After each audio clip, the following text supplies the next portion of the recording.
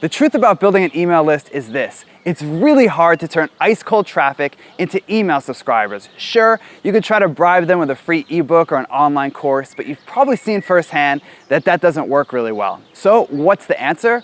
The Social Squeeze page. It's a simple page that I recently added to my site, and it's converting at 21.7%. I'm Brian Dean, the founder of Backlinko.com, and in this video, I'm going to show you exactly how you can add this high converting page to your site.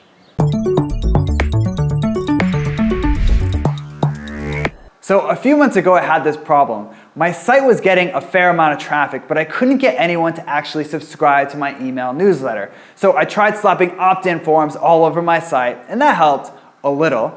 I also tried giving away a free ebook, but that barely made a dent.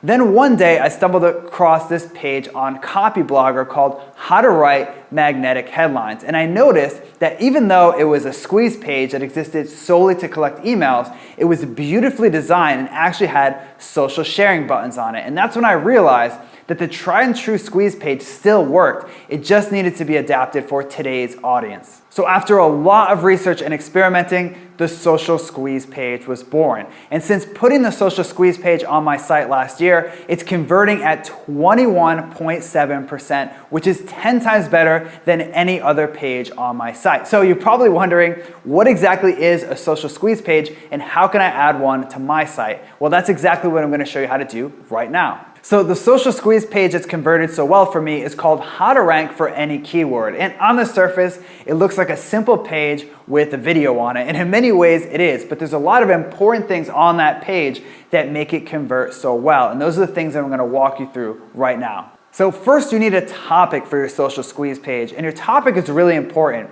You want to find something that your target audience is hungry to learn more about. That way, they're likely to hand over their email address for more information on that topic. In my case, I did a case study because I knew that most of my readers were sick of reading fluff SEO content from other blogs, and they wanted something actionable and real, and were willing to hand over their email in exchange for learning more information on that topic. So next, it's time to actually create your video. Now, you don't have to stand in front of a camera if you don't want to.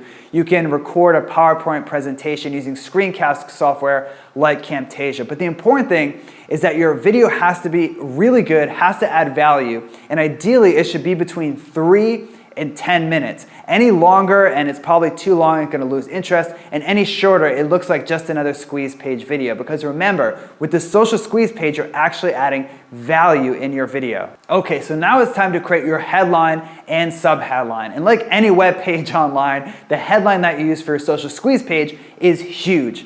Now, the goal of the headline of your Social Squeeze page is to give a person a specific benefit that they'll get from watching your video. So for example, if you ran a site about weight loss, you could put something like how to lose 2 inches from your waist by the end of the month.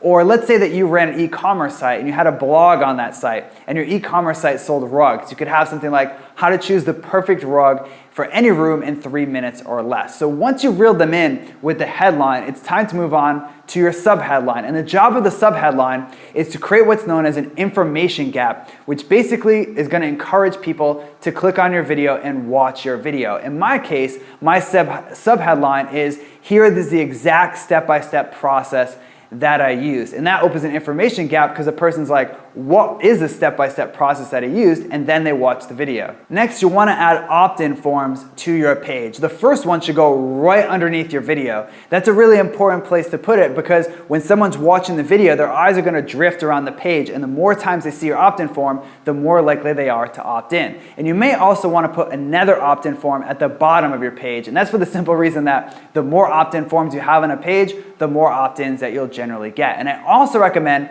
hosting your video with Wistia or Lead Pages because both of those services allow you to actually collect emails from within the video. So once you've done that, it's time to move on to actually one of the most important steps of the Social Squeeze page. Finally, it's time to add social elements to your Social Squeeze page, like comments and a social sharing button. And remember, because your video actually provides value, people are gonna wanna share your video. They're gonna wanna comment on your video. And because as more people comment and the more social shares you get, the more social proof that page has, the more your conversion rate will actually increase over time. To sum up, the Social Squeeze page is one of the easiest ways to pile email subscribers onto your list. Do you have a friend that's struggling with conversions? Send him or her a link to this video. You'll be helping them and me. And if you want more exclusive marketing tips just like this one, subscribe to my YouTube channel, or better yet, head over to backlinko.com and sign up for the newsletter where you'll get marketing tips and case studies that I only share with subscribers.